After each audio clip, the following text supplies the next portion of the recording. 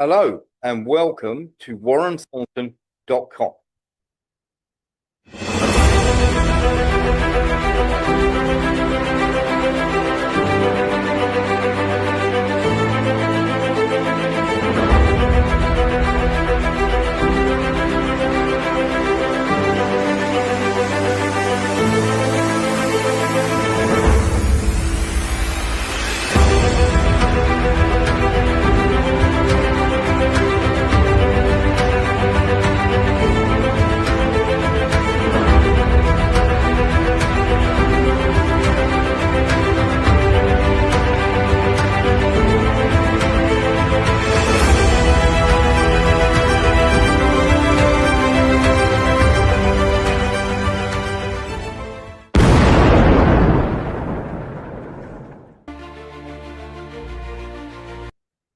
Hello and welcome to WarrenThornton.com. If you're one of those people tuning in for Matt Tissier will be here around about 7 o'clock to talk about the crazy goings on in the last week or so, in which the Chelsea and the Manchester United manager have both been fired from their jobs.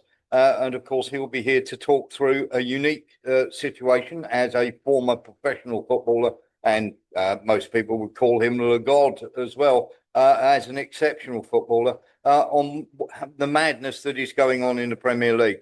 Most people think this is just a geopolitical show, but news is news.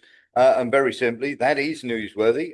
We will also have Tony Gosling sometime this week to come on and talk about the Venezuela situation and everything that is happening there. On Thursday morning, we will have Jamie Ike coming to give his view on everything that's going on. So that will be there for your subscribers' breakfast on Thursday morning. And at some stage next week, we will be talking to somebody who is going to be looking to get the Democratic ticket to become the new governor of California and challenge Gavin Newsom. He has agreed to come on the show and answer all and any questions. So we will look forward to having him as well. So that's what's coming up in the near future. But for the time being, let's get into what has been going on all around the world. Now, everybody would expect us, and quite rightly so, to start with everything that has gone on with, of course, shall we say, Maduro and the ongoing situation that is happening in Venezuela. And there are lots of rumblings and lots of people now talking about all sorts of things. So it is only true and right that we start with that as a massive geopolitical, shall we say, soiree into what is going on. Now, China have released a statement about this. China are very unhappy. Of course, China had a lot of egg on their face when they saw what had gone on, and they weren't very happy. Let's have a little listen to what they had to say. China has made its position clear regarding the United States' forcible control of Venezuelan President Maduro and his wife. China expresses grave concern over the U.S. authorities' forcible control of President Maduro and his wife and their subsequent transfer out of the country. The actions by the U.S. constitute a clear violation of international law and the basic norms of international relations, contravening the purposes and principles of the United Nations Charter. China calls upon the United States to ensure the personal safety of President Maduro and his wife, to release them immediately, to cease subverting the Venezuelan government, and to resolve the issue through dialogue and negotiation. Cooperation between China and Venezuela is collaboration between sovereign states. It is protected by international law and the respective national legislation of both countries. Regardless of political developments in Venezuela, China's commitment to deepening practical cooperation across various fields remains unchanged, and China's legitimate interests in Venezuela shall be safeguarded in accordance with the law. That is China's position there, and they're very unhappy about that. There's not going to be a lot they can do about that militarily. And of course, we'll be asking all sorts of questions. Can they do anything about it legally? Not really, because the ICJ are turning around and saying, and everybody else is, shall we say, on tenterhooks. But here's where we have a problem. Let's have a listen to Marco Rubio talking about what's going to happen if the UN are involved. No, you're wrong in your question. Number one, Venezuela is a major source, and the reason why is the following. And I've seen a lot of this reporting, and it's fake reporting, and I'll tell you why. It says that somehow Venezuela is not involved in the drug trade because the UN says they're not involved in the drug. I don't care what the UN says. The UN doesn't know what they're talking about. Maduro is indicted by a grand jury in the Southern District of New York. That means the Southern District of New York presented the evidence to a grand jury, and a grand jury indicted him. And then a superseding indictment came out that was unsealed about a year and a half ago that specifically detailed Maduro's actions. So number one, let there be no doubt, Nicolas Maduro is an indicted drug trafficker in the United States, and he's a fugitive of American justice. Now they're absolutely desperate to push that. Nice to see you with your skull cap on there, dear old Marco. Now, very, very simply, of course, Maduro is very much desperate to push this. Rubio is very much desperate to push this because there is starting to be an enormous amount of pushback on the fact that, of course, Maduro is not, of course, anything to do with it. Not anything to do with drug trafficking, and people saying that Maduro appeared in court today, and he has been arraigned for March the 15th, I believe it is, but certainly in the middle of March, they have literally made for the court date.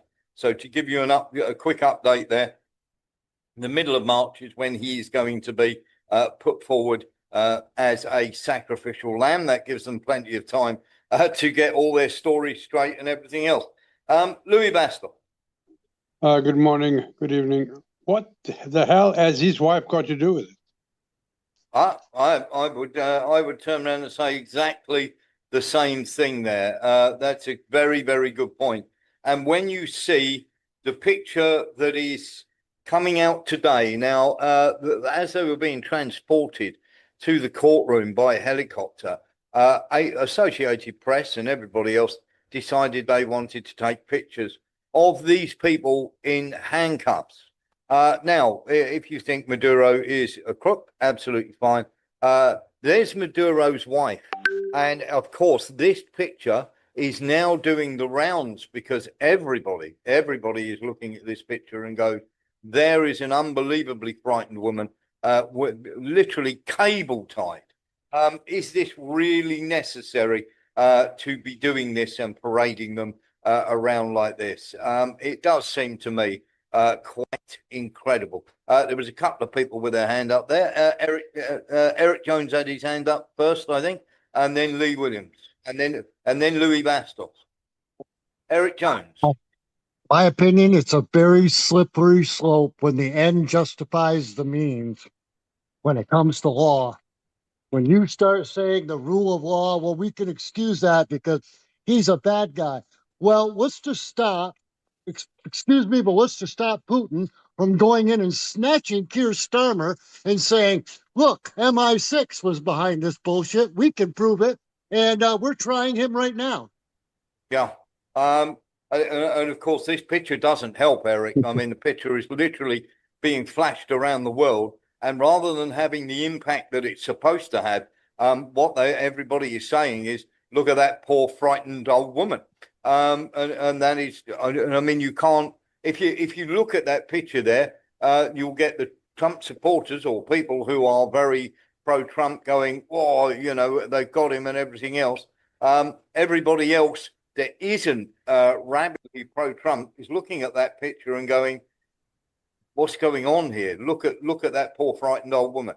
And of course, that is a picture that's now being flashed around the world. So I think you're probably right in the fact that what we're seeing here, of course, Trump now has to come up with these charges. Now, the problem that we have with this is, can the rest of the world now turn around and go, well, we can arrest anyone, say that they're doing this, and then turn around and say, okay, we'll do something else with them. Louis Bastos will be in a second. Lee Williams, then Louis Bastos. Lee.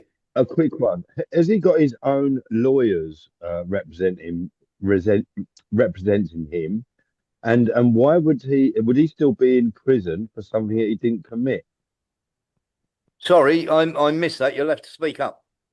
Sorry, I said one, has he got his own lawyers representing him? That's one. And secondly, would it be a case that he's actually not guilty, and it's going to be a form or a time that he's going to be in prison or withheld? Yeah. I mean, you're right on that case. You know, the Well, solicitors. it's military law. Sorry, Alexander. When they say well, at the moment, it's all under military law. Yeah. So it's not gonna work out the way we would think it in Civvy Street. No. This is a massive military operation that's been running for what, nearly 8 years now. Yeah, but the trouble that they have with this, Alexander, is they now, because they're saying it's a criminal matter and are arresting him for criminal reasons, then they have to have the criminal law that is available in America available to them. That's where where it falls down. When it stops being a military operation and it starts being criminal charges, if it's criminal charges, it's no longer a military matter. That's the crossover. Yeah, okay. Let's see where we go from there. I think we've got a couple of people who've got their hands up as well. Sean Murphy. Well, on the face of it, Warren, it appears that it can't be a military operation because they were arrested by the DEA. And in fact, the guys, the arrestees in that picture, the arresters in that picture were actually wearing flashes that said DEA. So Yeah. it must be a civil case. So he must be liable. They can't put it in front of a military tribunal when he wasn't arrested by the military. He was arrested by the DEA, who went in with the military by the look of it. Yeah, exactly that. And what we've got here is a major problem because the legal ramifications of this are all over the show. And of course, we'll get deeper into that. Louis Bastos. The issue here is simple. They will plant evidence that doesn't exist against Maduro, and that's it. These guys are all the same, DEA, CIA, they're all the same, FBI. They will plant evidence like they do to normal people in the street, dumping a bit of marijuana or cocaine in the car and say, oh, look what I found. It's going to be, this guy is cooked unless the world sorts it out, because this is what America does. America does this all the time. Yeah, and it's going to be, shall we say, something that is not going to go away. You're absolutely right. And of course, there are many, many legal ramifications here because, of course, they use the military to go in and capture them. And of course, they can. There are certain things they can do under the law that, of course, will upset everybody left, right, and centre. How can I put this? In a poll recently in America, just in the last 24 hours, when they turned around and said, was Trump right to grab hold of Maduro and spirit him out of the country, 57% of the people in America are against this. That's a huge number. I mean, you'd really want, even when there was weapons of mass destruction, there was only about 10% of the people going, hang on a minute, are we sure? Most of America was, yeah, come on, let's do this. Nillis and then Louis Bastos again. Nillis. Yeah, well, America's just steaming. Louis is right. America's just steamrolling its way through the justice system again. It's a bit ironic that Maduro's got the same lawyers as Julian Assange had, and his case was totally illegal as well. And it was. Even the CIA had planned to assassinate him when he was in the Ecuadorian embassy. Yeah, and I mean, there's an old saying, Nillis, isn't there? You don't go to a tailor you don't go to a tailor when the State Department can fit you up. Yeah, and as somebody else pointed out, I think it was during Obama's time, they did exactly the same to President Aristide of Haiti. They kidnapped him, and he was spirited away. I can't remember what happened to him. He was the actual priest who was the president of Haiti, and went up against the Clintons, who sort of run that country and have charge of all its gold because it's a large producer of gold, Haiti, although people don't realize it. And he was spirited away, never to be a president again. So it's not a unknown thing. Yeah, exactly that. And I mean, Lindsey Graham, to my Chinese friends, in case you were planning a follow-up meeting, this was a couple of days ago. But people like Lindsey Graham coming out and shouting from the rooftops like this is, how can I put this? It's not doing the cause any good. The general consensus, now it's not my consensus, I'm just reporting, but the general consensus is that America is an absolute runaway train at the moment, and they're just going to be doing whatever they like. And of course, many people are pointing out how terrible it is. And pictures like this do not help. They really do not. When you look at what they are, when you look at Maduro's wife there, it is quite staggering. The people have gone from being on the fence to, oh my God, look at this old woman. Nillis. Yeah, you're quite right. But as we were saying, they've been doing it for years. The only difference is that they would keep it more under wraps. Trump's going out there with a big press conference. Yes. I remember, one of Colonel McGregor's comments on it was, I would have never told them how I did the operation. Yeah, that's stupid of Trump to be boasting about it. Yeah, I mean, let's be absolutely honest here. The fact that it's one of the close security detail that bubbled Maduro up to the Americans is beyond any question whatsoever, or beyond any doubt at all. There's no question that he's in a circle, and of course, the vice president was in on this. Lee Williams. I was going to say, in most people's majority, would they see that, like, not the American people, but I'm talking the actual corporation of America and all of them, are they actually guilty of what they're doing? Why would they take him to New York to see a sentence when it should have been done in his actual country? Why Well, have they stolen him?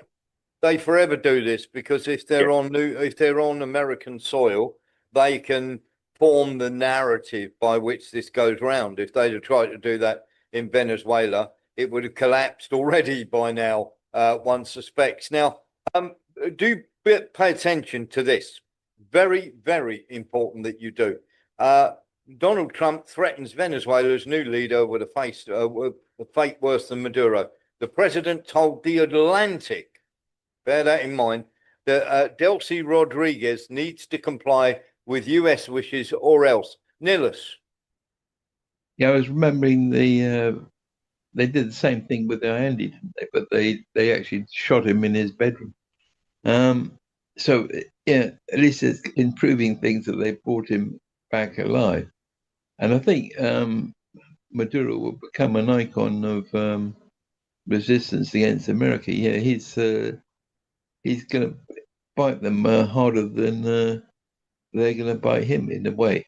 He's becoming an historical figure of resistance already.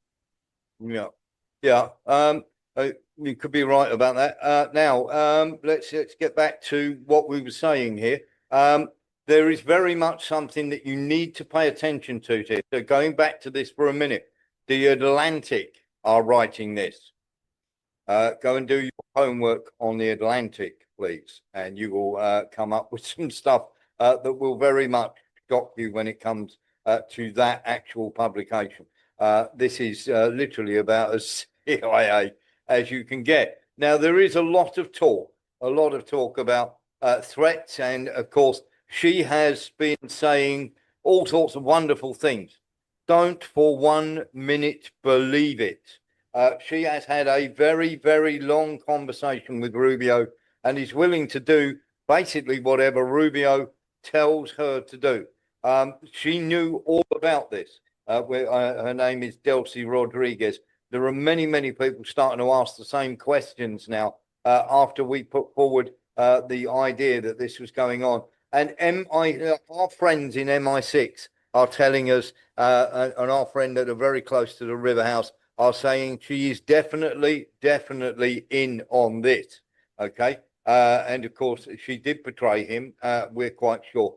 So our friend is saying that she was sworn in as acting president after, obviously, Maduro on Saturday morning was whisked away to a federal detention center in Brooklyn and charged with narcotics trafficking and possession of machine guns. Now, President Donald Trump said on Saturday the US would now run Venezuela, but it wasn't exactly clear what he meant. He said, we are going to run the country until such time as we can see a proper judicious transition. Okay. We can't take a chance that someone else takes over Venezuela who doesn't have the good of the Venezuelan people in mind. In other words, translated, that is, who won't do exactly what we tell them to do. Trump then said US Secretary of State Marco Rubio had a lengthy phone conversation with Rodriguez, and she was essentially willing to do what we think is necessary to make Venezuela great again. Now, there's been much speculation that the US bribed senior political and military figures to ensure there was no resistance to the US attack, which involved 150 US aircraft. No anti-aircraft systems were engaged apart from one man-pad, and Trump said that US suffered no casualties or loss of equipment, even though there was damaged equipment.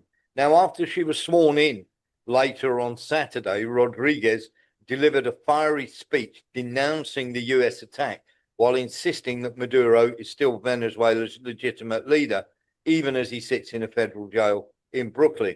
Now, she said the US had one attack objective here, regime change in Venezuela to allow for the capture.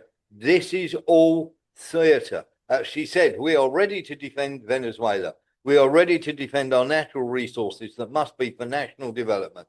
The extremists who have promoted armed aggression against our country, history, and justice will make them pay. We will never again be slaves. Now, were they sincere or were they part of the deal or both? She might have meant what she said, but we'll still do what the US wants. Or were her defiant words just theatre? Could she even rule Venezuela without making such remarks? Is she using them and the Venezuelan people to implement the US agenda in her country?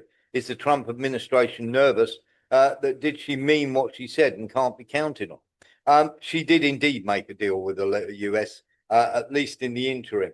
Now, very simply, Washington appears open to a scenario that might have been politically unthinkable, working with Maduro regime, particularly the Vice President, Delcy Rodriguez, and her brother Jorge Rodriguez to stabilize and administer and reorient Venezuela.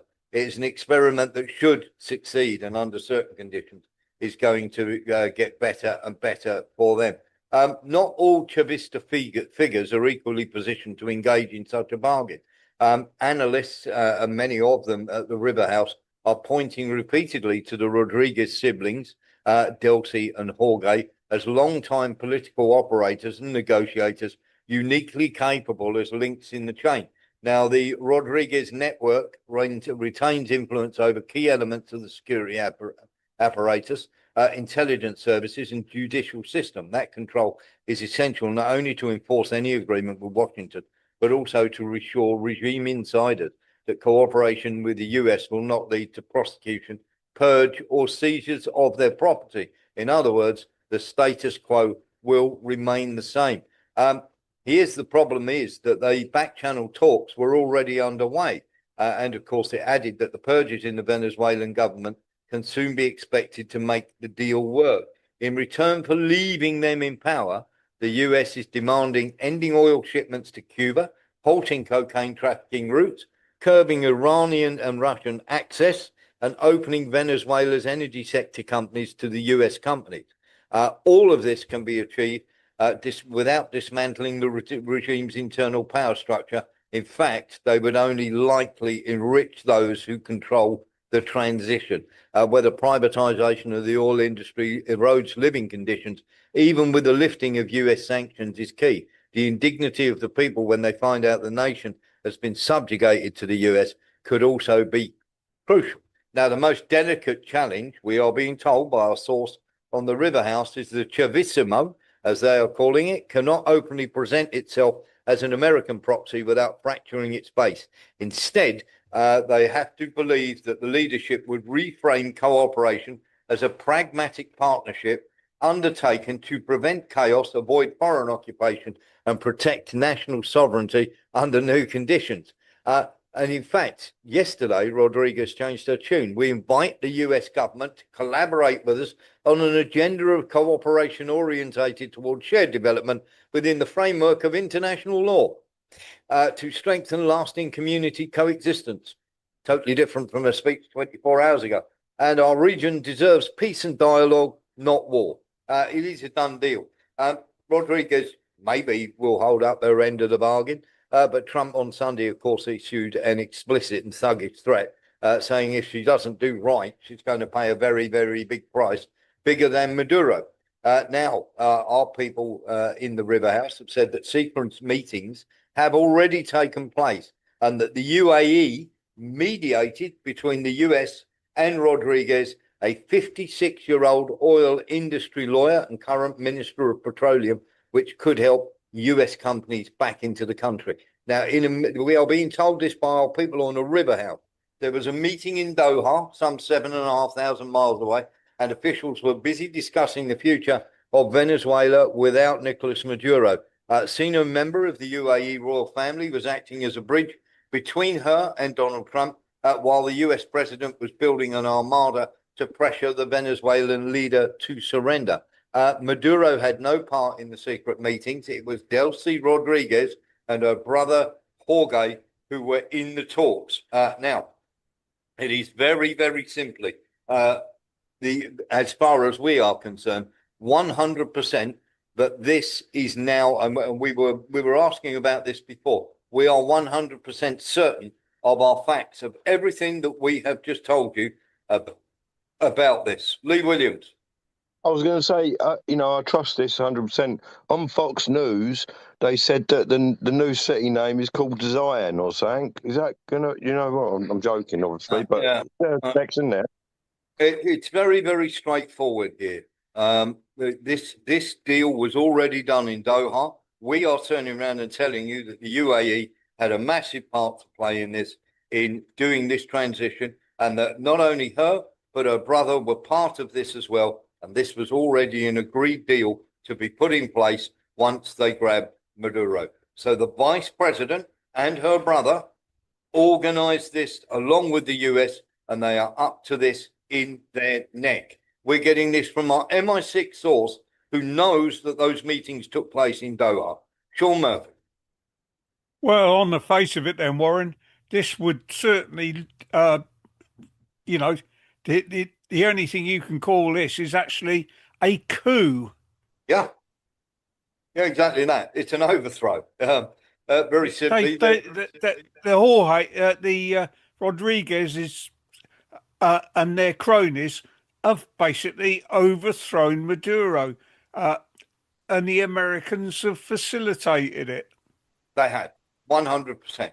The very simply, they wanted to do the overthrow. I would imagine when you look on offshore bank accounts, you will see that not only are, shall we say, people inside his inner circle rich, you will also find that they are rich as well, beyond their wildest dreams. You are talking well over the 50 million. 50 million was the price that was put on Maduro's head. But our sources are telling us that it's upwards of 250 million that has changed, that will have changed hands. And of course, that money will have been put in offshore accounts. We are talking about 250 million to buy a government is absolutely chicken feed. And if you look, here's the reserves, or the 303 billion barrels of proven oil reserves. That's 17 to anywhere between 17 and 19% of the world's total crude oil. So when we start talking about all this sort of stuff, so we are claiming right here, Mark Onza. I think myself, Warren, I think there's more to it than just oil.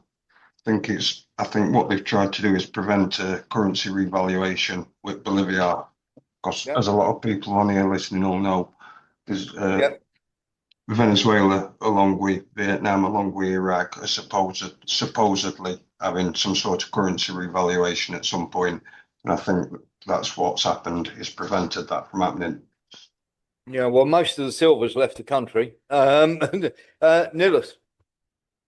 Yeah, somebody was saying even if America sold the entire Venezuelan reserve of 303 billion barrels of oil, it would still only cover 1/3 of its debt for the bankers.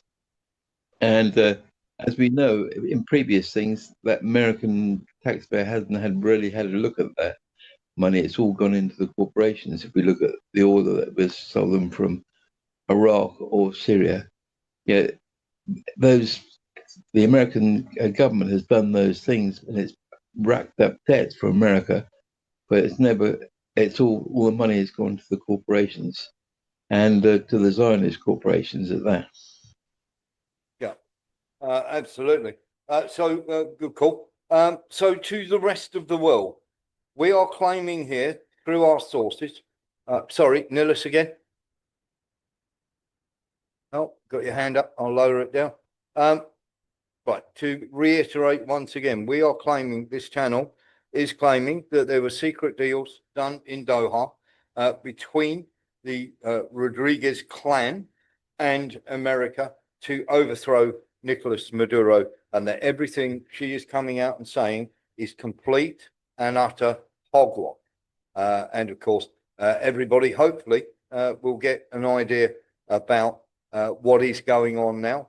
Once again, we are out front with this. So I don't think there's anybody out there saying it at the moment. We are saying this, that this has taken place, and this is something, of course, that we are going to keep talking about, and we're going to keep pushing forward on this. Now, it's very, very simple here. When you look on the left here, here is Maduro on the left. And here is a gentleman called Hernandez on the right. Hernandez was sentenced to federal prison last year for taking millions of dollars in bribes from drug traffickers so that they could move what they described as mountains of cocaine through Honduras to the United States. His release came days after a presidential election in Honduras, in which Trump has backed the conservative National Party candidate over his liberal opponent. The latest vote count showed both candidates. Now, it has been proven that gentleman trafficked over 400 tons of cocaine. He has been released by the Trump administration. Nilla should be okay now. He should be back online. Very, very simply, it is quite staggering that, of course, this is going on. And of course, while this is all going on, Lee Williams, very quickly. Very quickly, I was just going to say, this ain't nothing to do with the fact, like Afghanistan with heroin as one example. In it from America, is this going to be another source? Well, it seems like Air America, doesn't it? All over again. Nicholas. Well, what I thought was staggering was that Israeli private military companies were training both the Mexican and the Colombian cartels in the use of modern weaponry and in soldiery. They certainly were. Quite incredible, isn't it? When you sort of look at it and you go, ooh, this is not a good thing. And it really isn't. It really isn't. And there are many people out there that are talking. Yeah, very quickly, Nicholas. Well, there's also been a history of Zionists trading in drugs.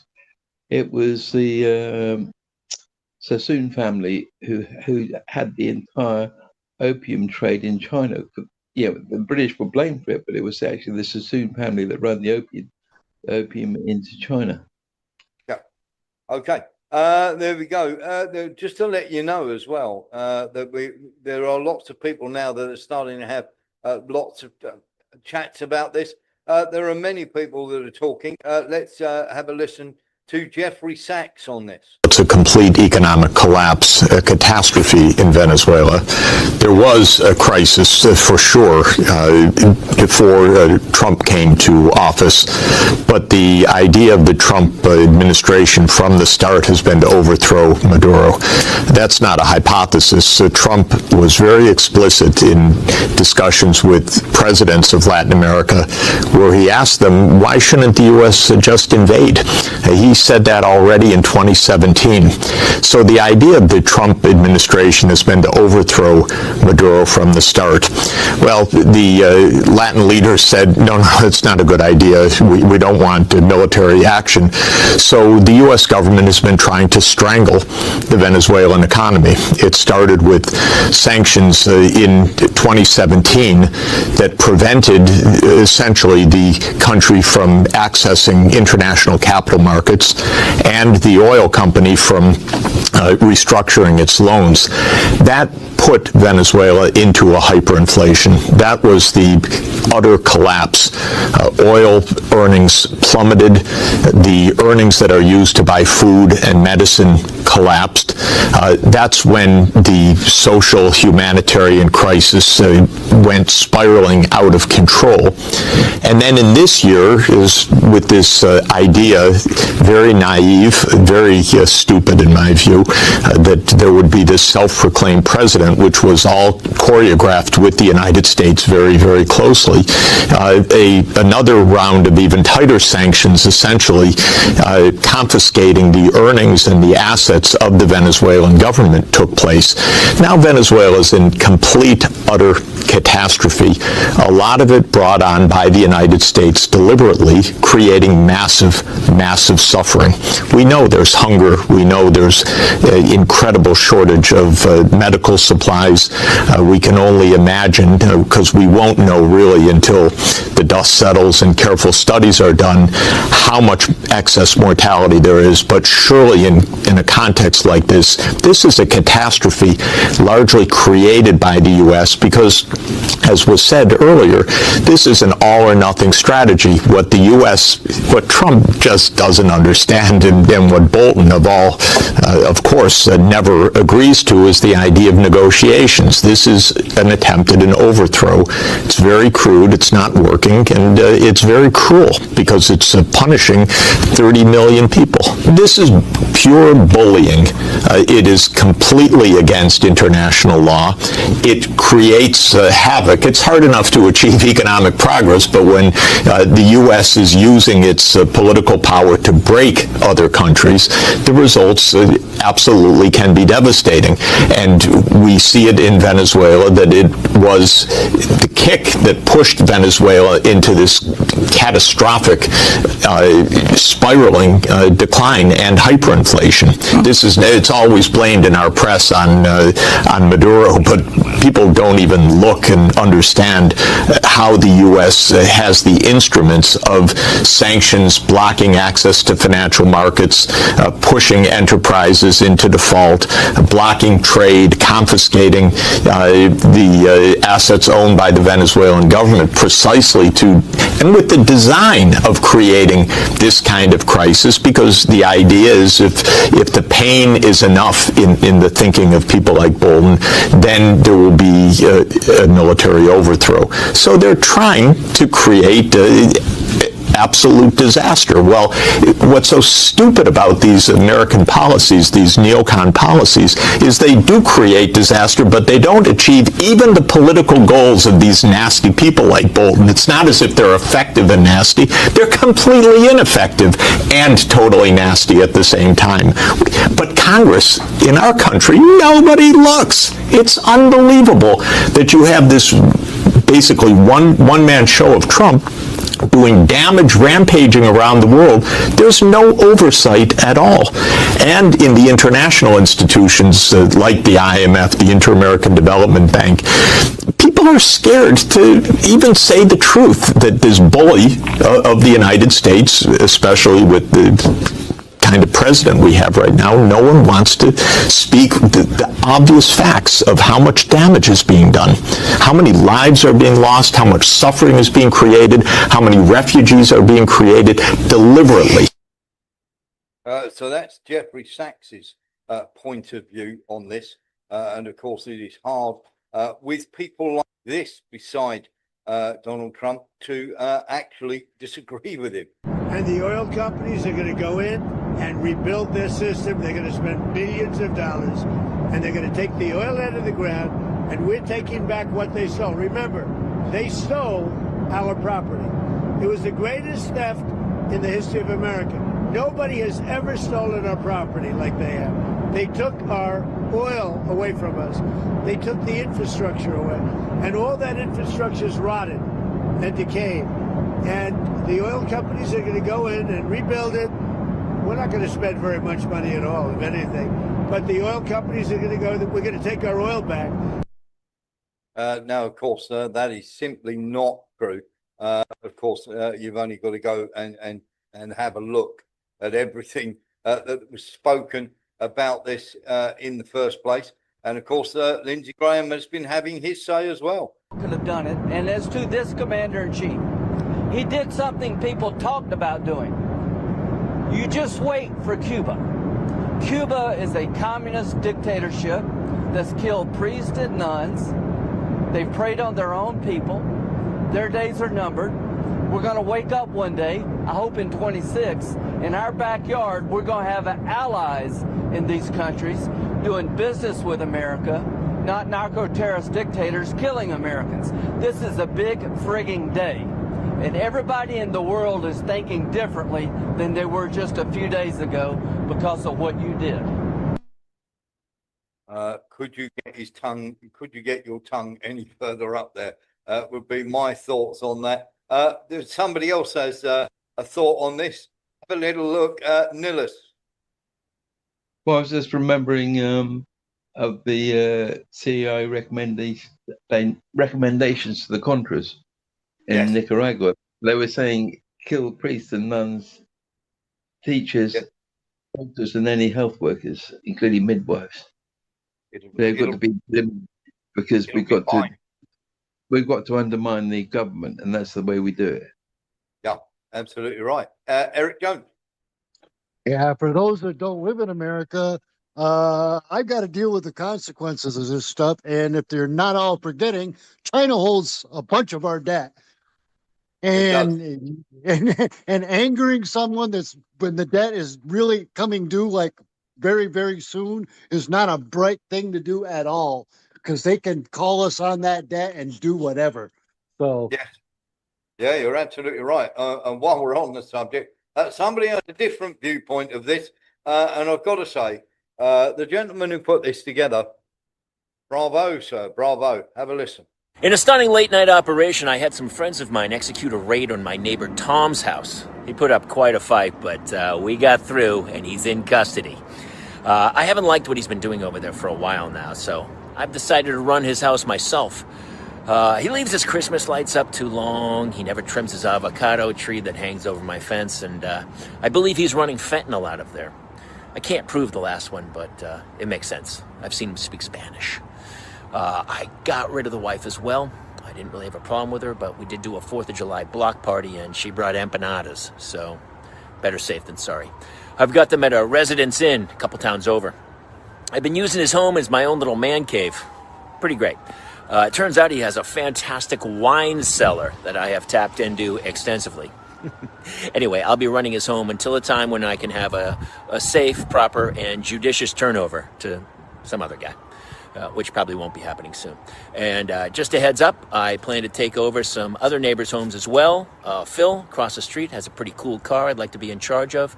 And Alex, who lives catty corner from me, has a wife who's a yoga instructor. Be taking that one soon. Again, doing it for the good of the neighborhood, so stay tuned.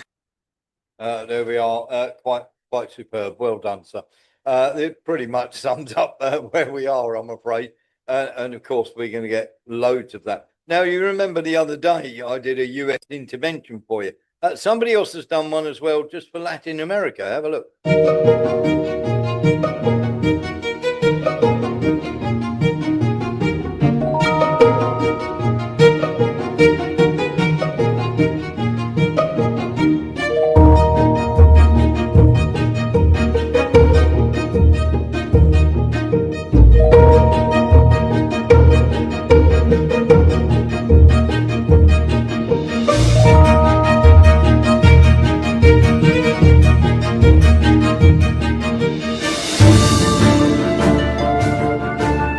going to run the country until such time as we can do a safe, proper, and judicious transition. So,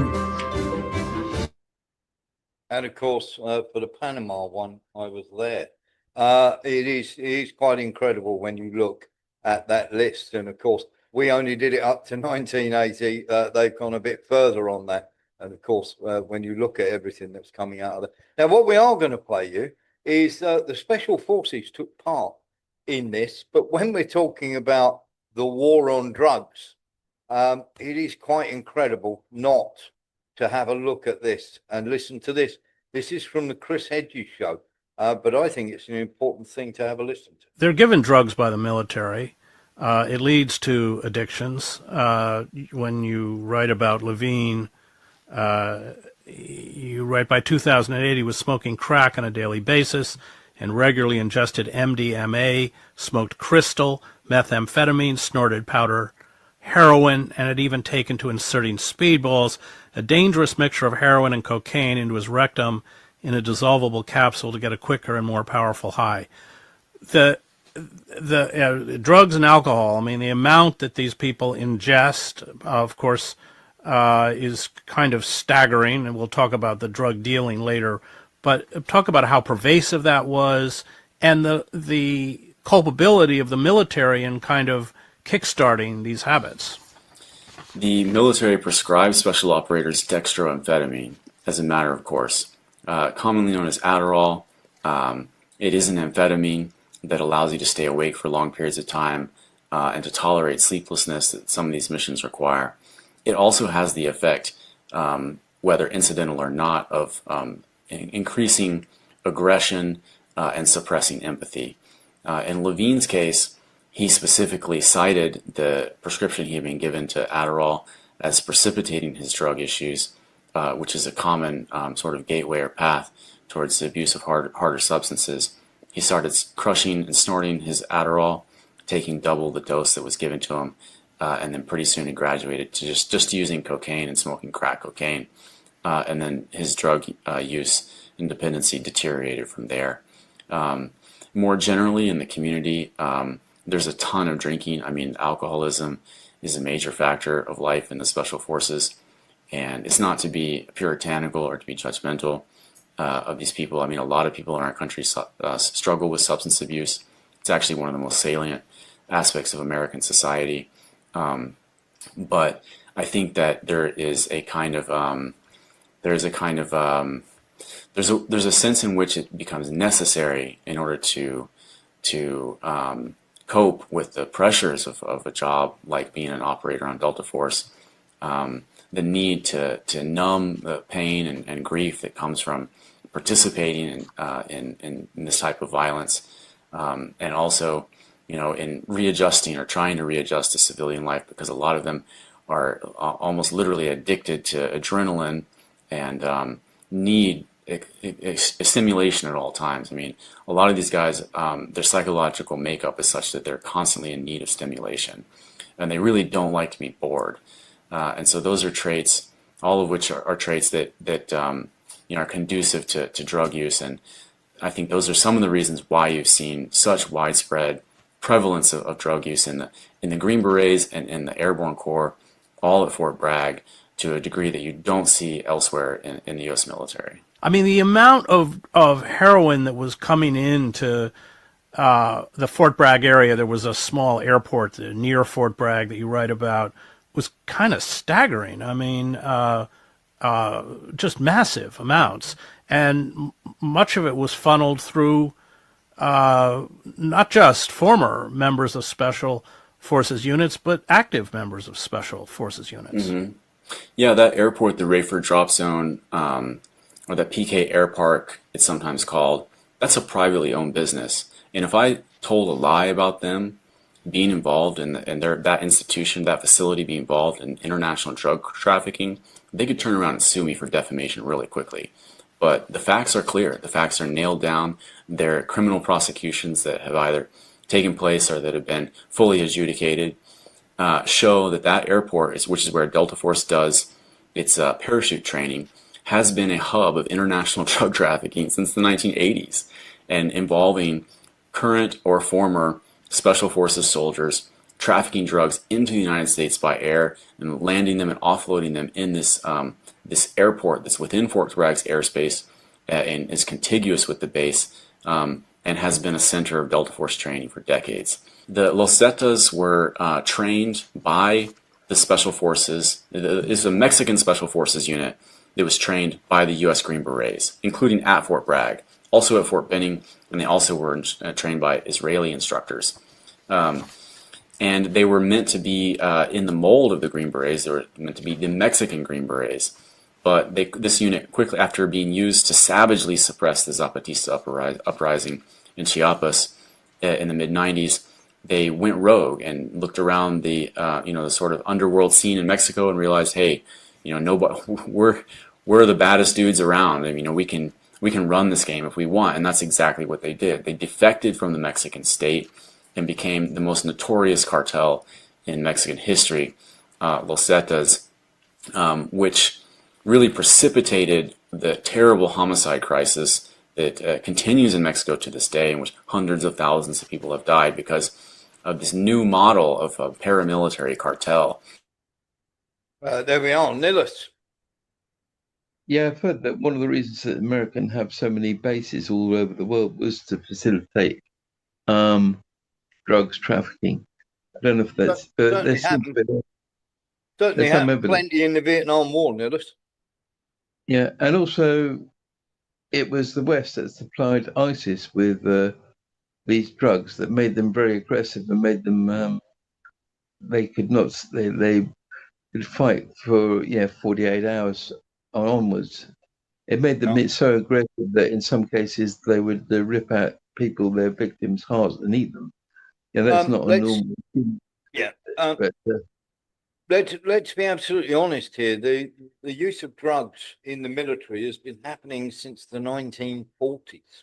And of course, it's only got worse and other things on top of that. Yeah. But good point, well made. Let's hear from, yes, very quickly, Neil.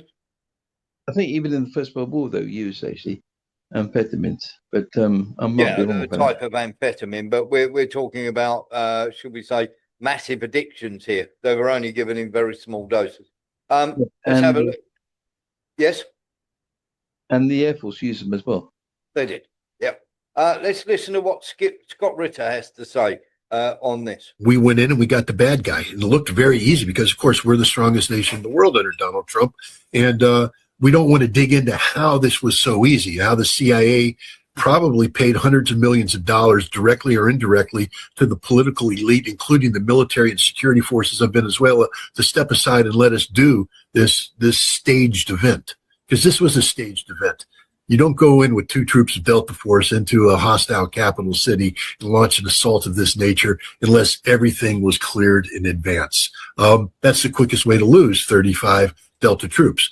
No, they went in. It was cleared hot to go in. It was a permissive environment. They got their made for TV moment, and then they left. And Donald Trump's going to build on that. But I think what you're going to see is that we have, over the course of the past several months, exploited both the sanctions and the possibility of lifting sanctions and the reality of the oil, of the money that's attached to the flow of oil, and we bought out the political and economic elite of Venezuela, including those who just a week ago were saying that they're standing with Maduro for life. He's absolutely right in terms of what he is saying there when it comes to these people suddenly folding. What you have to remember, and it is very, very important to remember this, is that those people that we've just spoken about there are, or the Venezuelan people, have betrayed their own country for money. Okay, they've basically handed over their country and everybody in it to obviously the elite. And this, of course, I think is going to have massive ramifications going down the road because the moment, sooner or later, this stuff always leaks out. And of course, let's have a little look at this because this is homes in Venezuela after the strike. As you can see, quite a few of the people's own homes as well as the defence minister. They actually.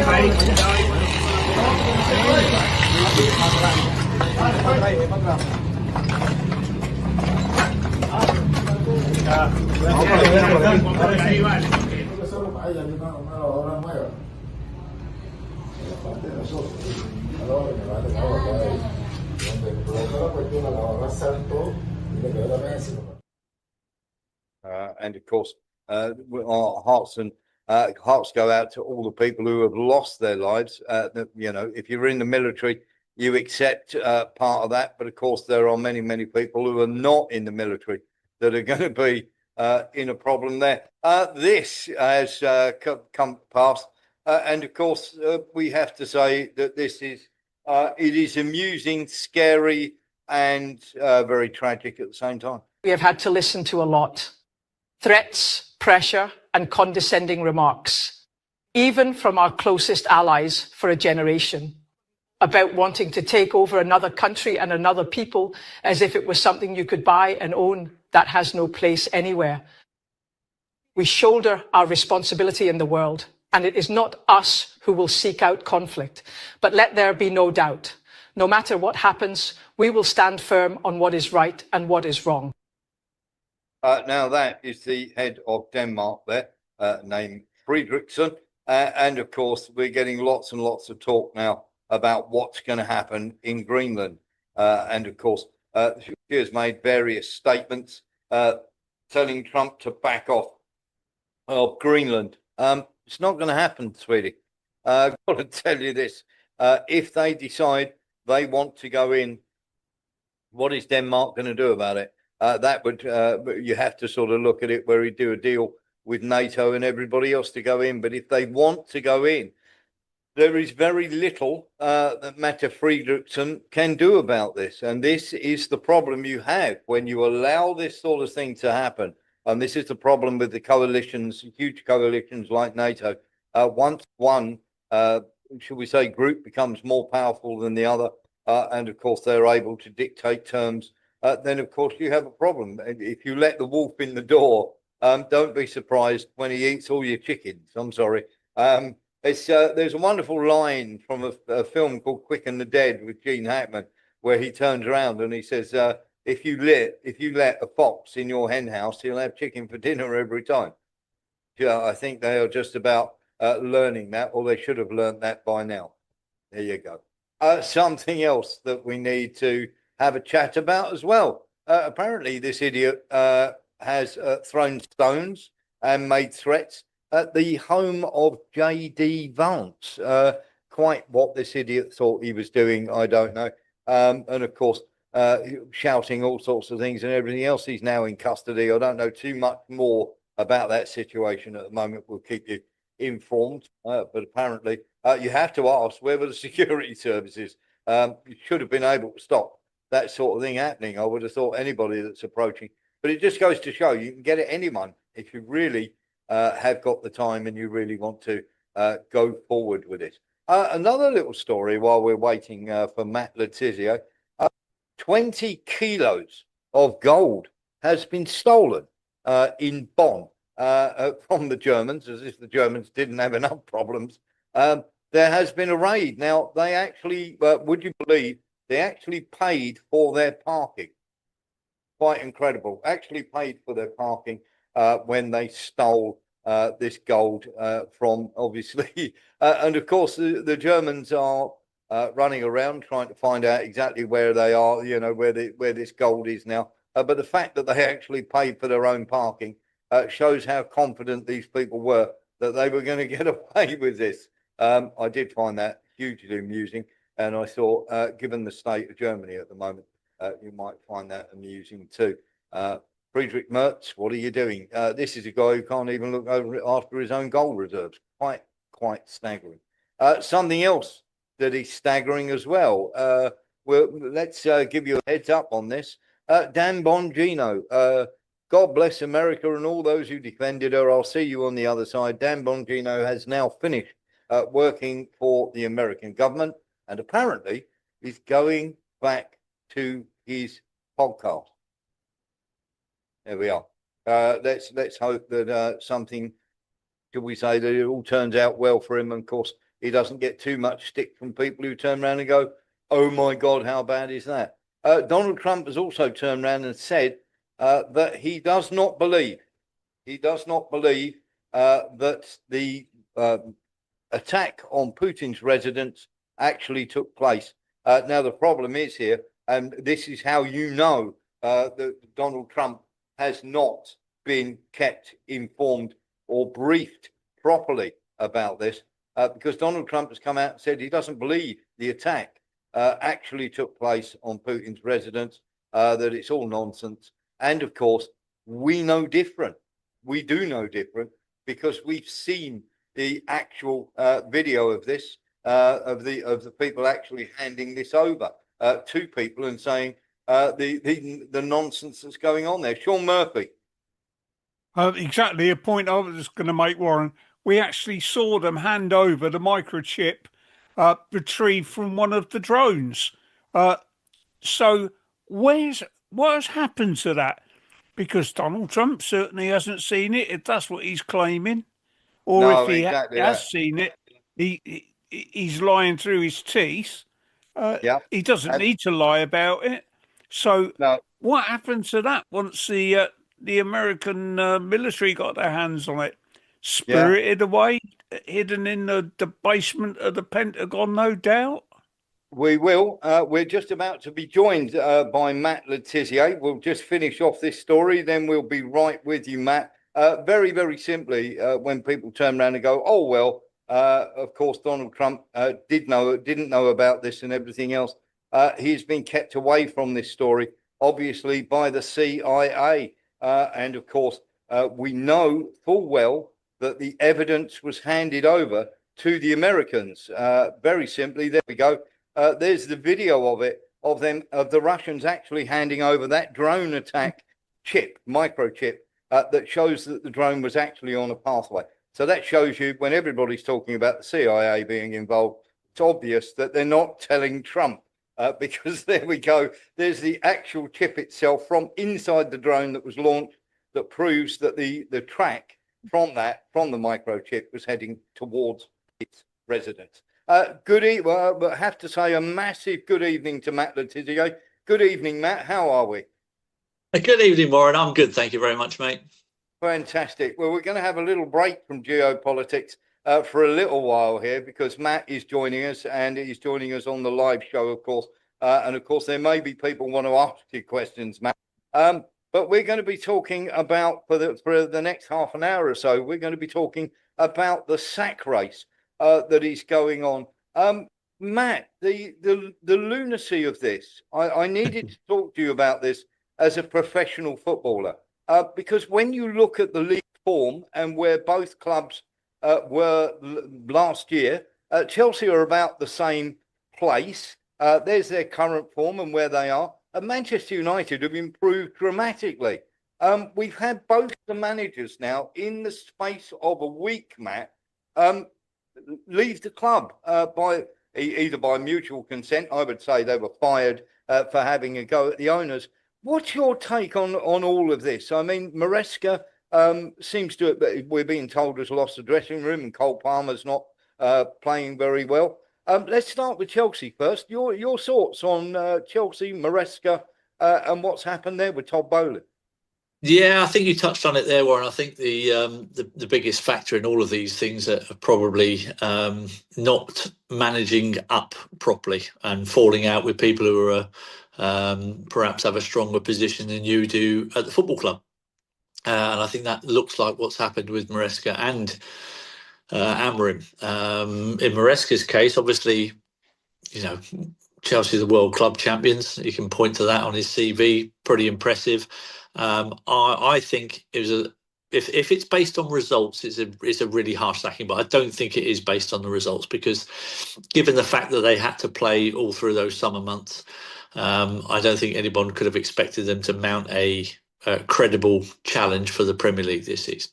I think that was asking a bit too much of the players, quite frankly. So yeah, I think for me, The Maresca one is probably similar to Amorim in that he'd fallen out with people above him at the club. You know, something wasn't sitting right. Maybe didn't feel he was supported well enough. And when those relationships break down, it's really hard to keep managing the football club.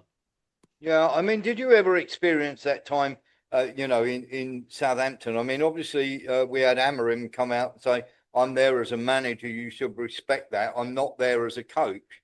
But sometimes the manager's job isn't difficult. I mean, during your playing time, I mean, you had 10 guys who worked really hard. I would imagine the team talk was something along the lines of work hard, win the ball, defend properly, and give the ball to Matt. At some periods at the club, yes, it was like that under certain managers, but not all of them. And yeah, I mean, it was we had some quite turbulent times, I'd say, at Southampton, where we had 2 years in a row where we had a manager who just had one season and then was gone.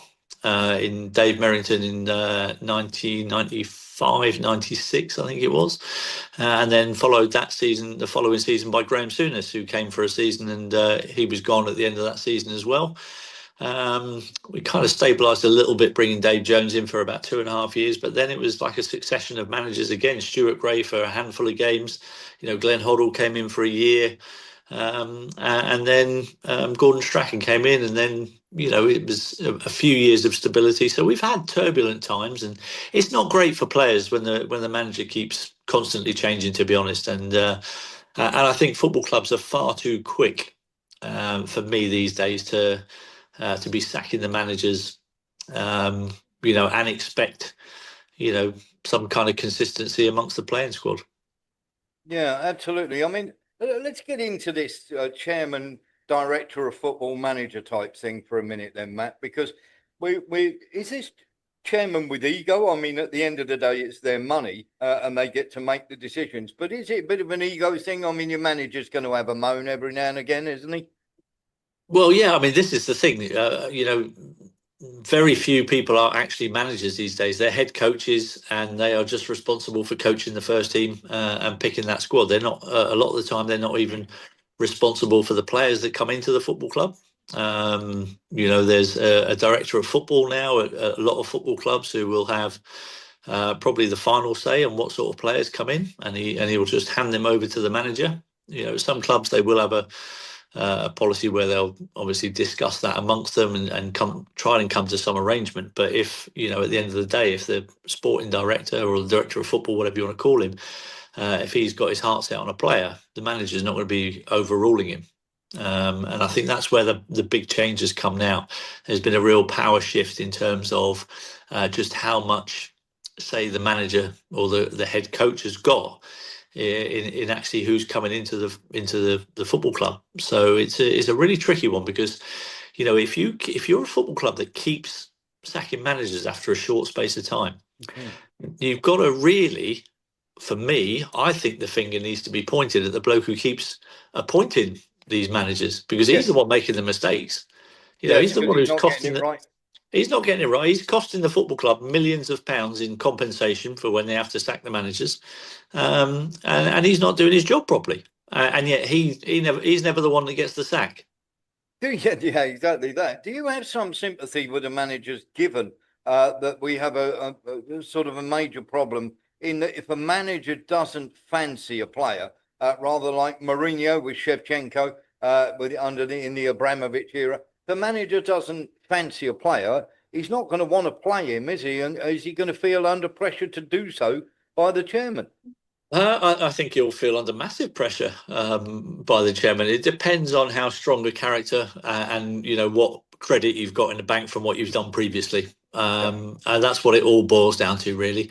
How confident are you in your own ability to stand up for yourself to a billionaire owner who at the drop of a hat will just go, nah, sorry, mate, you're not playing the bloke that I want you to play, you're out. Which, I can understand as a manager going against that, because you've got your principles, you want to play what you think is your best team. And at the end of the day, it's a bit of a win-win situation, because if you're going to get the sack, that also comes with a very large check to say thanks very much for all your work.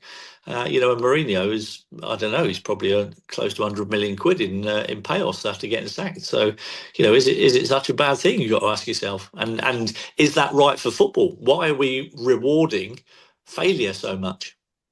Yeah, exactly that. And here's the thing that I wanted to ask, because is it better the devil you know? Because at the moment, Manchester United have improved beyond all measure from when Amorim took over. Chelsea are around the same, and as you say, that's going to be a hard ask after asking the players to play during the summer as well. I want to ask first, and let me ask that first of all. When you have to play during the summer, how much of a drain is that on players? I mean, because you hear the average fan, don't you, going, "Oh, in my day, I used to work 70 hours down the pitch," you know. Yeah, I mean, your body certainly needs a rest at the end of a season.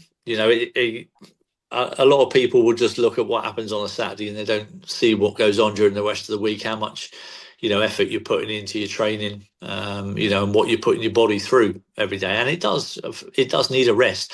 I was quite fortunate that I didn't go to any World Cups or European Championships, so I didn't have that experience of having like 6 weeks of still being on it mentally and physically to try and perform at the top level. I did go to I had a couple of end of season trips, England youth teams to Brazil and places like that, and it does take it out of you. If you had a 9 or 10 month season, and all of a sudden you've now got to go and which happened to me when I was 20, I think I was, went out to Brazil and spent just over 2 weeks in Brazil playing football out there. It definitely, when you come back, you don't feel as fresh as what you would do if you've had that, real long break. Now, I know a lot of the time this is something I kind of disagree with as well. The football clubs now, I don't think they're doing themselves any favours, because even now during the off season, they'll give players a schedule to stick to make sure they keep up like their fitness levels. But I'm a firm believer that your body actually needs a proper rest. You're going to keep flogging it and flogging it. At some point, it will break down. And so I think the players actually need a proper break away from the training, and just to recharge the batteries every summer, and then come back into your pre-season and use that pre-season to get yourself match fit. But they seem to have gone away from that and kind of thinking that, oh no, let's just keep them at a level where they're fit the whole year round. And I don't think they're doing the players any favours by doing that. Let me ask you a question on that then. When it comes to geniuses like Clough and people like Ferguson, they used to give the players a proper rest. They used to say, "Off you go," or whatever. And of course, they come back and they put a real shift in. Has sports science started to sort of mold people rather than have like you were considered to be a maverick player? George Best was considered to be a maverick player. Stan Bowles, people like that, who used to get a ball and they could do wonderful things with it. Are we going down the route of sort of physical automatons here?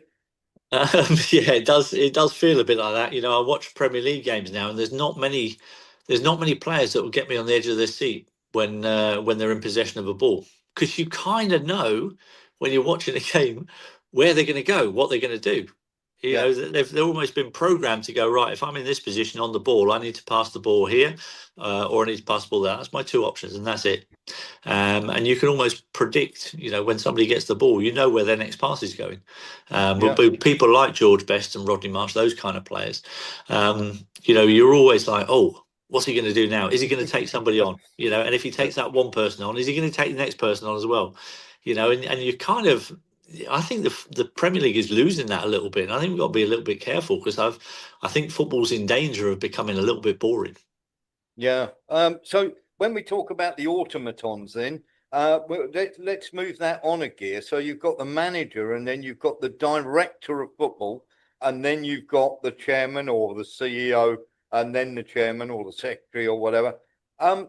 Is it a difficult thing for a manager to sort of accept what a director? Because I always thought a director of football should be somebody who sorts out the youth team and produces players to come through for the first team, rather than say to the chairman, right, we want that player and let's give him to that manager, when the manager probably looks at him and goes, he doesn't fit my system of the way we're playing.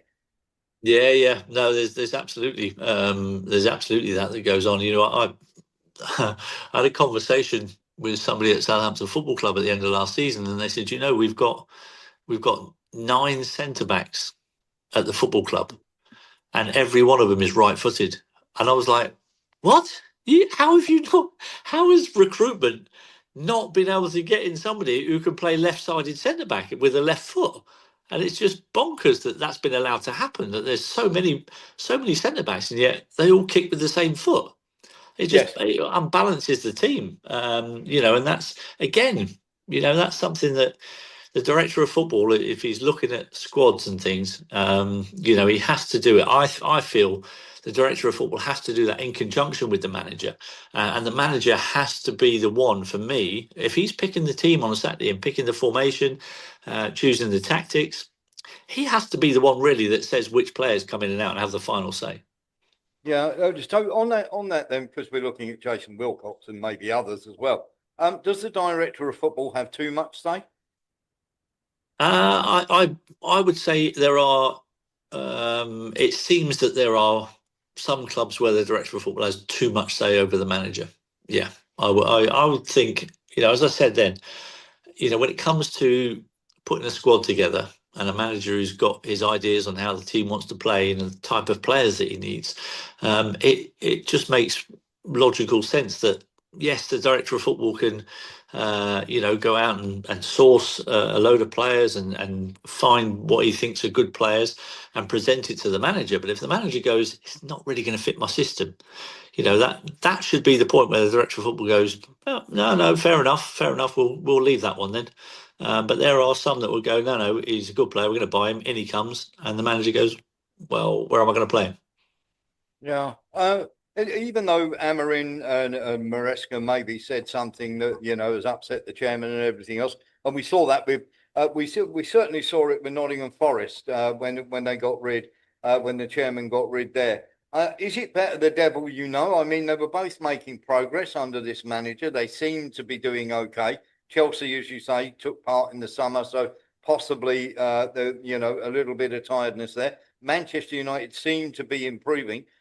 Were the I mean, these people who suddenly fire these coaches, it can all go horribly wrong in a very short space of time, can't it? Yeah, well, we've seen what's happened to Forest since Nuno left.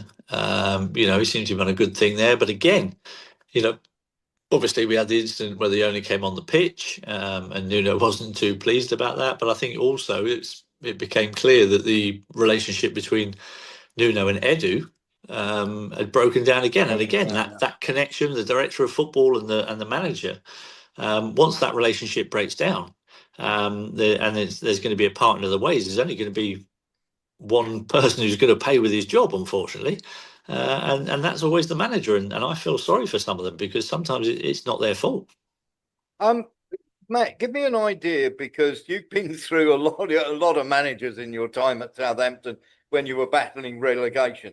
When a new manager comes in and say for a player, what's it like for a player, especially for players who've just been bought by a manager who maybe 10 games into the season has suddenly got the bullet, and the new manager comes in and I mean, that must go on, mustn't it? Where the new manager comes in and doesn't fancy the guy who was bought previously. Oh, yeah. I mean, I can remember Graham Souness actually buying Kevin Davis at the end of the season, and by the time we started pre-season training, Graham Souness had left, and Kevin Davis was like, "Oh, okay, he's just bought me, and he's buggered off." Fortunately, Kev was a good player, and he got his place in the team on merit. But it could quite easily have gone very wrong for him if the new manager had come in and gone, "No, you're not my kind of player, mate." He could have been bought for 7 or 8 million quid or whatever it was. Well, actually, it wasn't that much back in those days. We actually sold him for that. We paid him for about £1 million or something. But it was just, you know, it was luck of the draw that the manager who came in actually felt like he was a good player. So it's quite unnerving for the players, really, because you've had a season under a previous manager. You'll know what that manager's looking for in his players. So you'll know, what you've got to do to try and stay in his team. And then all of a sudden, the following season, a new man comes in, and it's like, oh right, okay. So what's this manager going to be expecting of me? Does he want me to play the same way that I played under the old manager? And there's all these questions that go through your mind. Is the new manager, does he think I'm a decent player first and foremost? Because most managers would have had experience of playing against the team that he's just joined, and he'll already hold opinions of the players that are there at the football club, and you just got to keep your fingers crossed that the manager actually thinks you're a decent player. Is it tougher now? I mean, because it seems like, I've done at a lower level, I've done football management, and I know how difficult it is. Sometimes you end up being a social worker. The sort of wokerati and everything that is around now, and with the social media and everything else, man management, is that so much more difficult in this day and age? I would say probably there's a bit more to deal with. Certainly in terms of the social media stuff. Obviously, during my career, there was none of that, thankfully, going on. Camera phones only came in just as I was retiring, so they didn't have that to worry about. But yeah, it's definitely I think more problematic in this day and age. I think the players are mentally a lot softer in this day and age than what perhaps my generation were. We were fairly hardened souls. We were brought up quite tough in the football world. You were taught. I was taught when I first started playing football that if the opposition kicked me, you don't let them show them that they've hurt you. Yeah. And yet the whole thing is flipped over now. And as soon as someone touches you, you're rolling around on the ground screaming. And it's like, what are you doing, you idiot? Get yourself up. So like the whole thing is flipped. And there's a real, I think there's a real fragile mentality amongst this generation of footballers at the moment. And I don't think it's a particularly good thing. No, but you did have Francis Benali as your personal minder, didn't you? That was. I did. He was one of the reasons. He was one of the reasons why I never left Southampton. I didn't want to play against him. Yeah, exactly that. So let's get into this then, where it comes now to Manchester United, Maresca, and obviously Amorim will go on to other jobs. There's always another job somewhere. They're going to be. They're going to be hunting now for other managers. Tottenham might be the next people to get rid of their manager with Thomas Frank. Do clubs have an unrealistic expectation? Do owners have unrealistic expectations, Matt? Because you look at the Tottenham squad, you look at the Manchester United squad, and you go, they're doing well for sixth. Yeah. No, I think you're right. I think there is some very unrealistic expectations amongst ownership. I think you've got to understand that when you start the season, there's only really 4 competitions that you're playing for. And there's only a handful of clubs that can win those competitions. On the whole, even the League Cup is being won by the big boys. You look at the semi-finals of the League Cup this year. You got Chelsea and Arsenal. You got Newcastle, Man City. Now that's a competition where the big boys always play weakened teams in that competition, pretty much most of the time. Yeah. And yet here we are in the semi-finals. They're still there, even with their weakened teams that they've played in previous rounds. So yeah, there is I think unrealistic expectations. Not every club can win every season. And if you're one of those clubs who doesn't win a trophy but feels like you have to, and if you don't, you're going to sack the manager, then I think it's pretty unrealistic to expect that kind of success when the competition, there's not just one bully in the playground. There's a lot of clubs there with a lot of money, and they like to splash it around, and these things have got to be shared around over the course of time. Yeah, absolutely. What I want to ask now is, they're going to be looking. There's no chance they could trade managers, is there? You don't think that one could go one way and one go the other way? You know what? I would not ever be surprised by anything that happens in the managerial merry-go-round. Honestly, some of the things I've seen go on. I mean, who would have thought that Vincent Kompany would get relegated with Burnley, and just a few weeks later be appointed the Bayern Munich manager? Yeah, just absolutely bizarre. You Isn't know, it? there is nothing more bonkers than that in the whole world. No, exactly Yeah. that. And of course, here's the other thing. Unless you throw in Russell Martin going to Rangers after what he did at our place in the Premier League. Yeah, that was quite staggering, wasn't it? Look, well, I suppose we have to ask while we're on the subject. Do you see the Celtic manager surviving long, and how long before they call Martin O'Neill? He's gone already. Has he gone? I didn't realise he'd gone. Yeah, he went a few hours ago. Oh, my God, that's me researching for the show and didn't keep my ear to the ground. That'll be a phone he went call a few hours ago. I'd expect Martin O'Neill's phone is ringing off the hook right now. So let me ask about another phone ringing off the hook. The Crystal Palace manager, one of those are going to try and snap the Palace manager up, aren't they? Because the Palace didn't invest. He's known to be not happy about that once again. But obviously the chairman hasn't sacked him. This is going to be the phone's going to be ringing off the hook, isn't it? Him. I think he's in a very, very strong position right now. His, his credibility is very, very high. Won the FA Cup with Palace. Having a decent season as well. And as you say, done that all on, in comparison to the other clubs in the Premier League on almost a shoestring budget, even though it's not. But I would imagine that his phone will be ringing off the hook. Any kind of big managerial positions at this moment in time that become available, I would say his name would be in the frame, because everybody knows that he's not going to renew his contract at the end of the season. Yeah, exactly that. Is there a danger though with this? I'm just asking. Sometimes managers go to bigger clubs, it doesn't work out. Graham Potter is a perfect example. Yep. No, absolutely. Is he better off where he is, or is the lure of that so big that he's going to go anyway? I think it's really hard if you're an ambitious manager. It's really hard to turn down a job at a much bigger football club than you're at the moment. So even though even the manager might think, do you know what? I'm not sure it's really for me, but can I really? Will that? This is the thing that goes through their head. Will that offer ever come back round again? And their agent will be in their ears going, you've got to strike while the iron's hot. This offer may never come around again. And it's obviously the agent that's obviously going to get a load more money if he does go. It is very difficult for a manager to stick where he's at if he doesn't feel like he's going to get backed and can take them further on. Yeah, exactly that. SJ has asked a question. There are also more matches. Kickoff times are getting earlier at 12:30 on a Saturday, putting pressure on the player's body with little time to recover from the last match. Does that become a factor, Matt? I would say it's only become a fact. It would only become a factor if you train too much in between the games.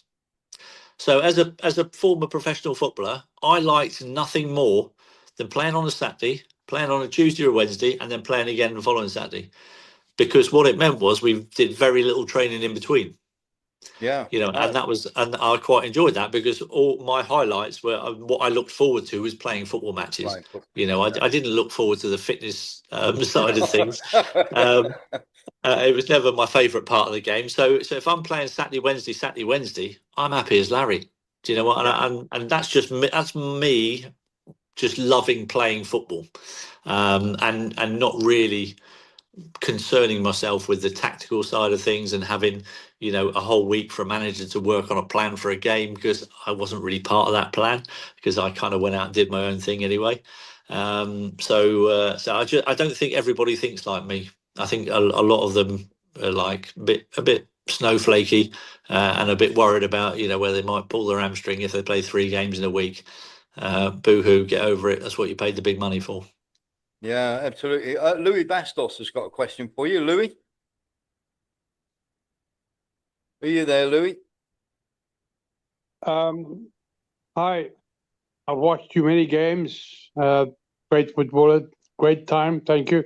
I want a question about Aston Villa. What do you see the prospect of Aston Villa going through to the Champions League? Oh, blimey! I think they've got an incredible chance this season to be Champions League in top four. The form that they're in at the moment is just quite incredible. I know they got a bit of a doing at Arsenal, but even in the first half of that game, they give Arsenal a bit of a game and just fell apart a little bit second half. But they've bounced back with a win. And a fairly comfortable win against Forest. So I don't see there's any reason why Villa can't stay in the top four. I really don't. I think they've got a very good team. I think the strength in depth is the one thing that might go against them, and so they've got to keep their fingers crossed so they can keep their players fit. And you think Man City will and Liverpool, Man City and Arsenal will maintain their form right through the season? No, I think there'll be wobbles. I think Arsenal will drop points. I think Man City will still drop points. And yeah, obviously Villa will drop points as well. But if they can keep the levels of consistency going, I don't see any reason why they won't be Champions League again. They've got a very good team, they're a very good manager. Unfortunately for them, they're suffering a little bit because of the PSR rules. So they weren't able to spend as much money as they've got because of that, and that's a little bit unfair. That's a whole new topic of discussion for another time with the rules surrounding the PSR stuff. There you go, Thank Louis. you very much. Thank you. You're welcome. Just a very quick one, Matt, before we go to Lee Williams. How good is this Rodgers kid? I think Morgan's done incredibly well this season, and to be in a position where the England manager feels like he's the number one spot for the number 10 shirt, when you see what the players that he's up against in that position, is quite remarkable. Because at the start of the season, or maybe a year ago, you'd have probably said he was about fourth in the pecking order. Yeah. And yet his game has come on a whole heap, and he looks like a real top class player. So yeah, I've been really impressed with him. Fantastic. Lee Williams, you got a question? Yeah, thank you, Matthew. Matt, I'd say, like I say, everybody highly respects you. You've always been trusted, and you're an absolute genuine bloke. One thing I was going to say is I know there's some poor premierships, like as example Manchester City. I think the guy's third richest in the world. But with this FIFA, are they to be trusted? Anything to do with FIFA? No, exactly. Absolutely not. Or UEFA, by the way. It's not just FIFA. I wouldn't trust UEFA either. They don't seem to have the players' best interests at heart. And the World Cup, Matt, I've got to ask you this question. It is sort of semi-political before we let you go. The World Cup, should Israel be available in it? Should Russia be allowed to play in it? And given that America have just invaded or just had a mass effort in Venezuela, should the USA be allowed to play? Should people boycott it because of what they've done in Venezuela? Yeah, all very good questions, and there is some validity behind those claims, because you can't make one rule for one person and then change it because it's just somebody else that you think you like. You can't just go changing your mind. If somebody breaks the rules, they break the rules. If they're all breaking the same rules but only one country's getting punished, then something's not quite right. Yeah, I think you're absolutely right. Matt, thank you so much for your time. It's been far too long since we've had you here. I hope you'll come again and see us again soon. Absolutely, mate. Good to speak to you. You too. Take great care, Matt. And thanks again, mate. once again. Bye-bye. Thanks, Matt. Bye-bye. Thank you, Matt. Thank you. There we go. That was Matt Le Tissier there. Absolutely fantastic. And of course, always bang on, should we say, with everything that he does for us. And it's wonderful to have him on the show. Good friend of the show. And of course, we will now get on with the rest of the show. We've got other stuff to talk about, but we did want to cover the Premiership and everything to do with that. So I hope you enjoyed that little piece there. Nillis. Yeah, the last time Matt came on, I think, was when who's that guy who got fined from the Reform Party? You mean Rupert Lowe? Yeah, Rupert Lowe. That's right. Yeah, that's right. Because he used to be. That's right. Yeah. I recently heard an interview, but from him on Tucker Carlson, and he said one of his two favourite historical figures was one Margaret Thatcher and two Oliver Cromwell, and that sort of put me down in it. I was quite rooting for him.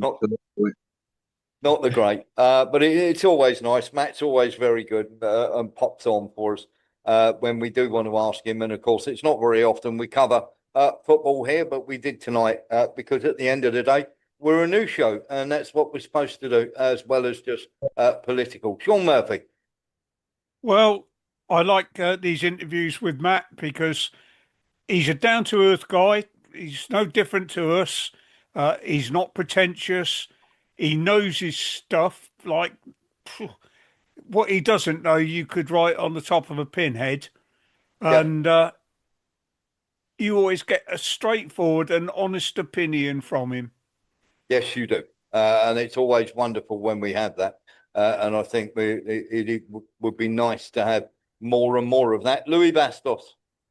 Oh, just a question. I'm wondering because he was never chosen to play for England's national team. He was, yeah. I think he played once for England. Because he was such a great player, man. I was wondering why is this guy not playing for the English team regularly? Because I think, like you say, maybe he played one game, but I've watched most of England's games. Anyway, thank you. Yeah, you're welcome. He should have played a lot more for England, in my opinion. As you all know, I played against him once. He came on. I was playing semi-pro football. I was playing for a team down in the West Country. He came on. I had the job of picking him up. He came on for a 15-minute warm-up, basically. Sent me completely the wrong way and bang one in the top corner from 25 yards, and then walked off the pitch about 10 minutes later. He was that good. And that was just having a bit of fun in a pre-season kickabout. So it just goes to show you just how good Matt Le Tissier actually was. Let's get into some of this stuff now, because there is quite a bit to get into with this. This is in Iran.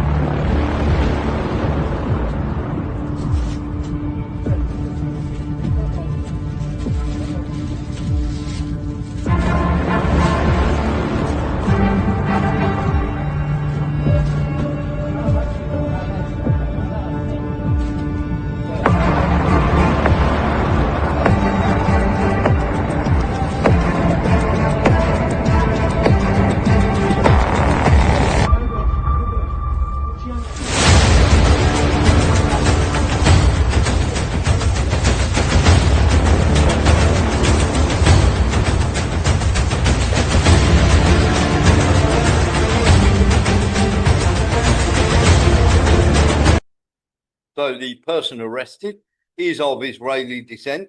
He was part of the protesters. Let's have a little look at it. Sean Murphy. Well, obviously, Warren, he was a vampire hunter. That's his excuse. You note the silver bullets. Yeah, exactly that. You'll never guess, of course. We'll tell you exactly where those weapons came from. Here's a peaceful protester. You have to wonder how he managed to get hold of a flamethrower. Of course, he was shot and he was shot, then arrested and died in custody. We won't say too much more about that because we don't know whether that was from his wounds or whether, of course, he got his head beaten in. The thing is, protesters turning up with those sort of things is quite incredible. Same as protesters turning up with these.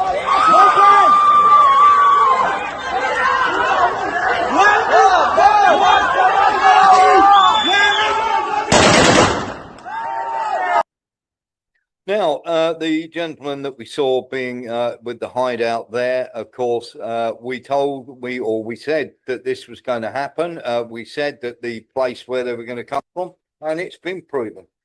We have the Zangezur corridor, which is right here, into Iran. This is where the protesters have been coming through. Other NGOs have been flying in. The gentleman who was grabbed was an Israeli.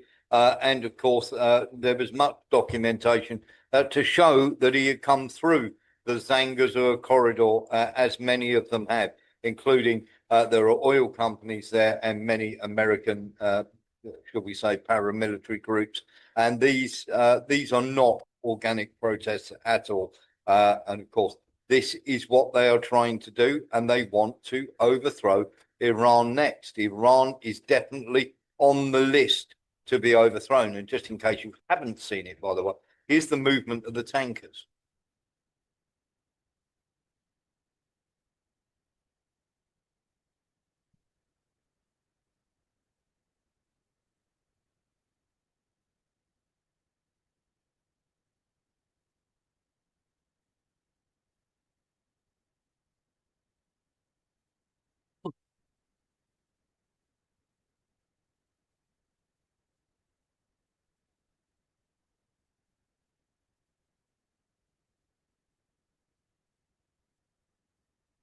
And just to let you know that and this is definitely being lined up, the ex-Israeli Prime Minister, Naftali Bennett, has, of course, released this video on TikTok where he decided he was going to turn one of these over, and literally saying it is Iran. Flip the hourglass with a caption, "The time has come," as though he is the person who decides whether or not America are going to go to war. Possibly is. The other thing, there is something I wanted to show in this because I think this is very, very important. I want to show you a video from an interview from 1969. And this is an interview with a young American soldier in Vietnam. Have a listen to what he's got to say. This is bang on. In 1969, I might add. 69, a young American soldier in Vietnam was asked to send one message 50 years into the future, and he didn't hesitate to speak the truth. If you could send one message to Americans 50 years in the future, what would it be? Don't send your sons to finish what politicians start. Don't send your sons to finish what politicians start. If you are out there and you are watching this show, by some sort of miracle, because we get shadow banned for telling the truth here, that is possibly the greatest piece of advice you could possibly have from 60 years ago, from somebody's son who went through all of that. Now, just to give you a heads up as well, when we're talking about Iran, we've shown you, or you should have seen by now, that the many tankers and everything else are finding their way to Great Britain and then flying on to the Middle East. This is definitely a goer. We think it will be within the next month or so, but of course it may be a little longer before they decide to have a full go at it. But it's certainly building up, and Israel are pushing very, very hard for them to launch again. And of course, on top of that, you know it's coming when you see this sort of headlines. Ayatollah Khamenei plans to do a bunk. This is not true, but this is the sort of thing they will try and put up to try and destabilize the situation, showing that he's got an exit route, he's going to leave, he's going to run away, blah, blah, blah. He's not going anywhere. But of course, once they start putting this stuff out, it's all part of the disinformation campaign to try and get, shall we say, people on side. Got to tell you, it's not going to work in Iran. Lee Williams. I was going to say, does Russia and China and the rest of them know that you know, the West are planning this, obviously? Yes, of course they do. Yeah. Absolutely. Okay. They're not going to be leaving anywhere. They've had plenty of more deliveries from the Russians. And of course, there are many, shall we say, stupid things going on, more deliveries and everything else that are going to get sorted out, should we say, to do with. Now, most of you won't have seen this, by the way, but when we're talking about Israel being behind stuff and everything else, and we always talk about the links with Ukraine. Vic George, and I sometimes mention Vic a lot because Vic sometimes goes on a rant about the Khazarian mafia and everything else, but he's right to do so. Because here you go, this is an Israeli rabbi with Kirill Budanov, who is the head of the SBU. Anybody thinks that neo-Nazis and Zionists don't work together, think again. They absolutely do. They are one and the same. They are all cut from the same cloth. Of course, my grateful thanks sometimes when Vic does have his rants, we put up with it because most of the time he's completely right. Let's have a little look at this because there is something that we need to talk about, and it's neo-Nazism. You may remember a certain journalist getting in trouble for exposing that this guy got a standing ovation in the Canadian Parliament. And of course, it turned out that he was a raging Nazi and that indeed his son had given contributions to, should we say, those horrible people in Mark Rota, who was the head at the time, was the head of the Canadian Parliament, and he ended up resigning.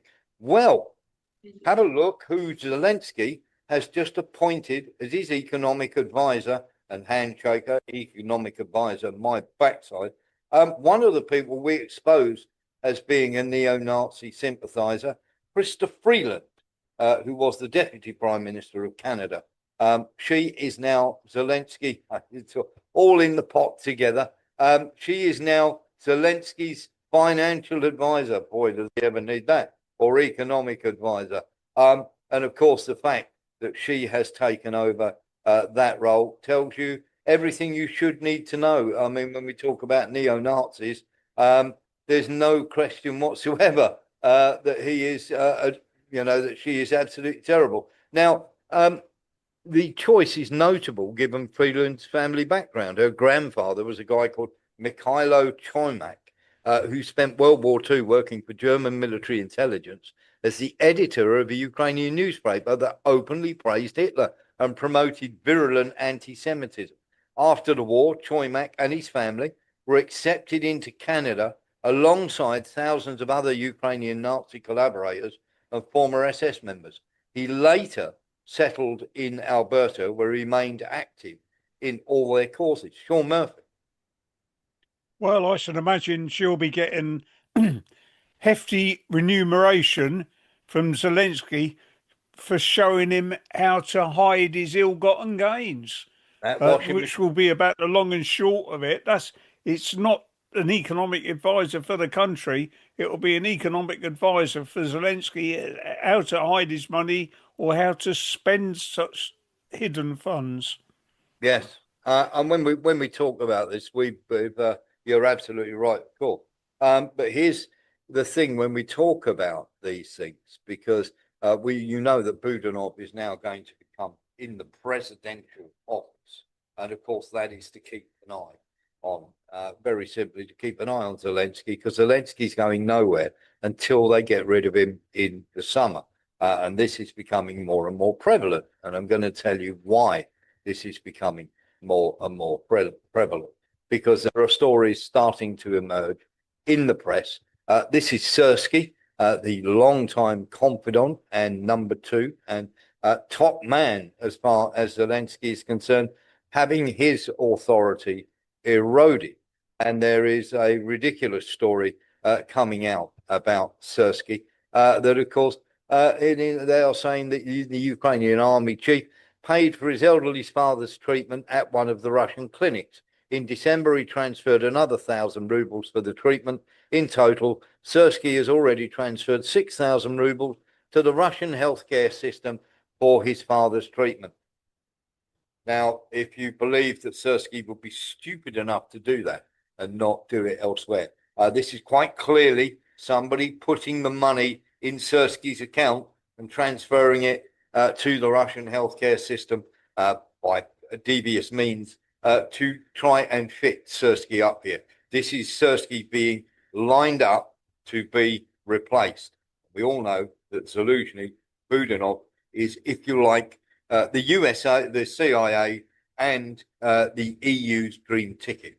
They are fast approaching outliving their usefulness. So just to let you know, when we talk about the neo-Nazis on this platform, when you look at Budanov and his close links to Israel, and also his very close links to the Azov battalion, and of course the Luzhny, who is a committed neo-Nazi, we are heading more down the path of neo-Nazism than we are away from it. Just in case anybody was wondering, in case anybody had any ideas at all that things were going to get better in this war, think again, please. It is quite incredible that anybody would think that we're going to be okay, because we're not. This is being lined up for more of the same, not less. Just wanted to make that quite plain. If you are somebody out there that thinks, as Debreen would say, things can only get better. No, they can't. They can get far worse. Let's have a listen to what Orbán has to say. Többször mondtam már ezt önöknek, részt veszek az Európai Tanács ülésein. Az európai vezetők ülnek ott. Ott egy óriási változás történt. Ezek a tanácsülések átalakultak. Ezek haditanácsok. Haditanácsok. Háborúról döntenek. Most őket idézem, hogyan győzzünk, hogyan nyerjük meg a háborút, sorolhatnám tovább. Tehát megváltozott minden, arra kell számolnunk, hogy most már nem egyedül, de még mindig csak néhányan vagyunk olyan országok, amelyek a hadigazdaság, a hadikölcsön, a háborús, a hadviselés logikája helyett egy teljesen más stratégiát javaslunk az Európai Uniónak, illetve a saját magunk számára. Ez a béke, stabilitás, békekötés, békegazdaság. Legutóbb már 3-an voltunk, és szerintem leszünk még többen is. Nekem az a helyzetelemzésem, hogy egész Európában gyorsan növekednek a háborúpárti elittel szembeni társadalmi mozgalmak.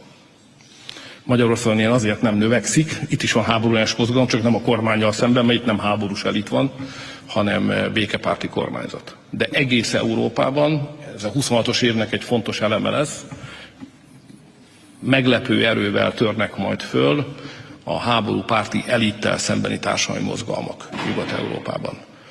Önök is látták a számokat, a ukránok tegnap előtt jelentették be, hogy a katonai és biztonsági kiadások nélkül a következő 10 évre kérnek 800 milliárd eurót. Miközben európai gazdaság lejtmenetben van. Aki ezt kifizeti, tönkreteszi a saját népét. És az emberek nem szokták hagyni, hogy tönkretegyék őket. Tehát ennek előbb-utóbb valamilyen társadalmi mozgalomban meg kell jelennie Nyugat-Európában. Ennek látom a jeleit. There we are, Viktor Orbán speaking sense once again. Now that's almost to the end of the show. It's a little bit early tonight for a good reason. We are going to be showing you a bonus program after the end of the recording of this show. For subscribers, we're going to be playing you the interview between Larry Johnson and Scott Ritter. So just if you are aware, if you've enjoyed the show tonight, do come across to warrenthornton.com.